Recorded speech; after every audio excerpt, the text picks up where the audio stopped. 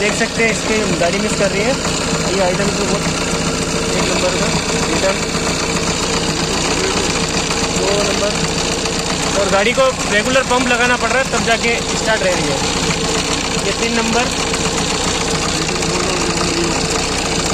ये देख सकते हो इसके 3 नंबर के अंदर बिल्कुल भी रिटर्न नहीं आ रहा है। आइडल पे एक्सीलेट करने पे आ रहा है, आइडल पे बिल्कुल भी नहीं आ रहा है।